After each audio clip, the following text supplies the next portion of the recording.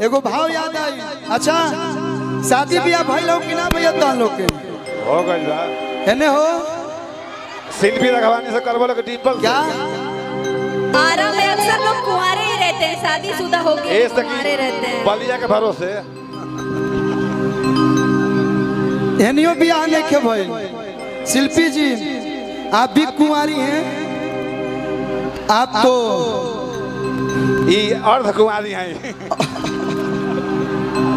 आप भी कुंवारी हैं मेरे हिसाब से। लेकिन अगर सुनिए अगर गलती से प्यार कीजिएगा तो आरा जिला में किसी से प्यार नहीं कीजिएगा। कीजिएगा तब क्योंकि आरा के लड़के प्यार करते नहीं और करते हैं तो निभाते हैं। अगर तू धोखा देबू दयालु के चोखा खाए लायक ना रहबू।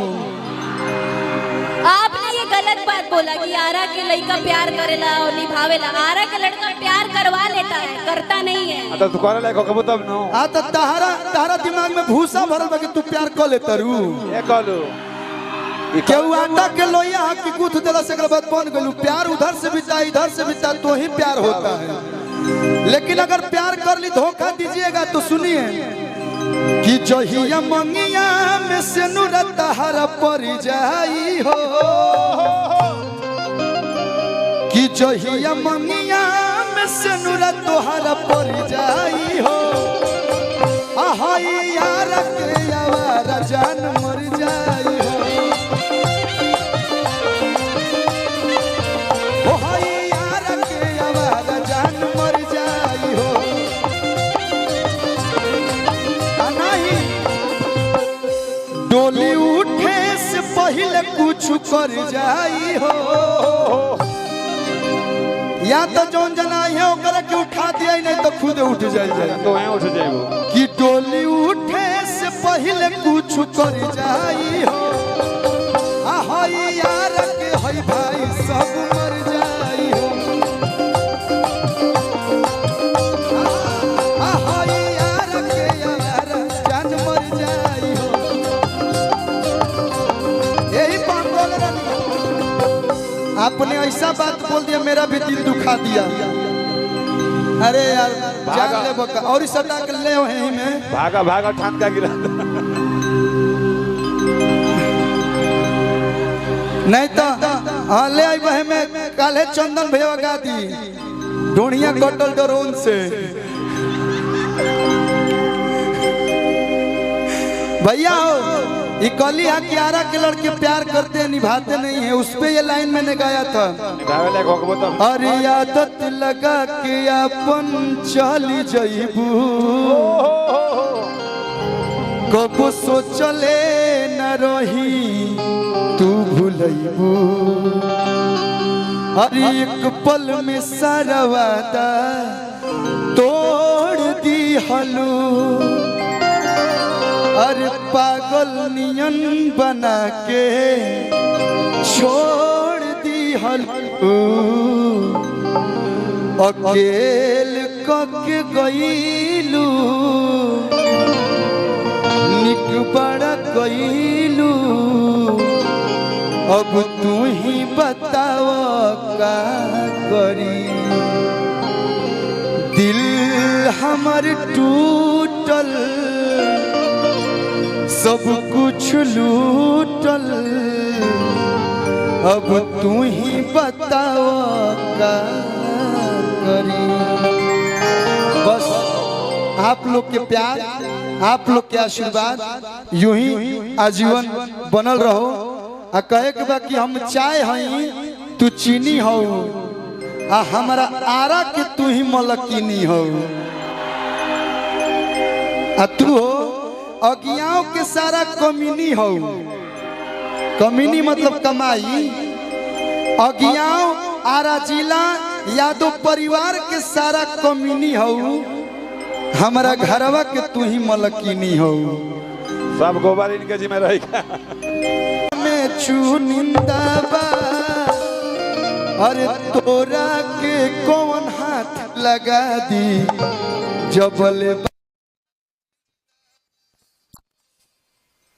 डिम्पल के नहीं बुझा दीपू भैया आप सारे युवा लोगों के जान है, आप में जान बसती है। लेकिन कहे के बगाना के भाव लागल कि सुन ली बलम जी फरिया के एगो बात, एह टूटल चरपाई पना कटी हमसे राती।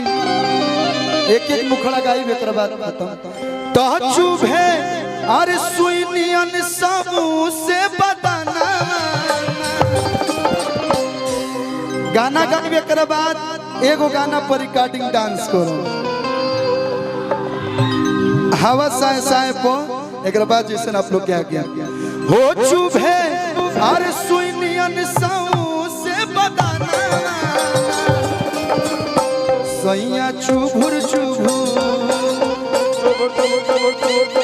सैया चुभुर चुभुर गाड़े और इतना सैया चुभुर चुभुर गाड़े और इतना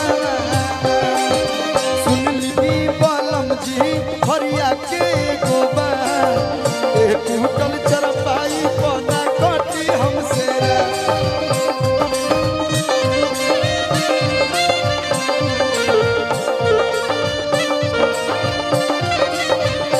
हो चुप है सुनियन सौ से बताना चुप है सुनियन सौ से बताना इस सैया चुभुर चुभुर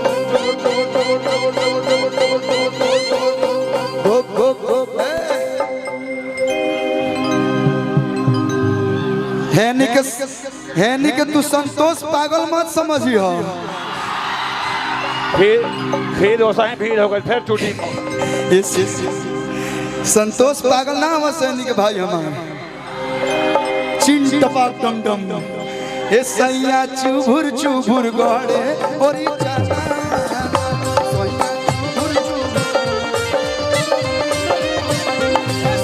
चुभुर चुभुर गड़े और जाना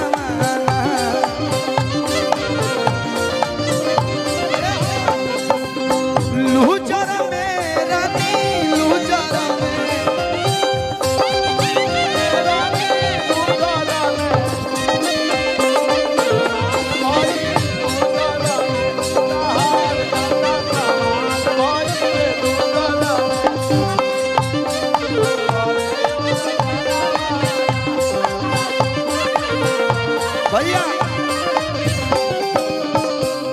हमनी के पहले ऑडियो कैसेट करवात रहे 8-8 गो गाना आवे गोलू भाई 7-7 मिनट 6-6 मिनट के गाना फिर ट्रेड चेंज भाई 3 मिनट के गाना आया अब इंस्टाग्राम चलता 30 सेकंड में मन उबी आ जाता है अरे खाली 5 सेकंड में मन उबी आ जाती 30 सेकंड में सब चाहिए यही इंस्टाग्राम पे एगो हमार पुरान गाना वायरल भइल बा अरे कौन दारा चियाई कहिला सिलाई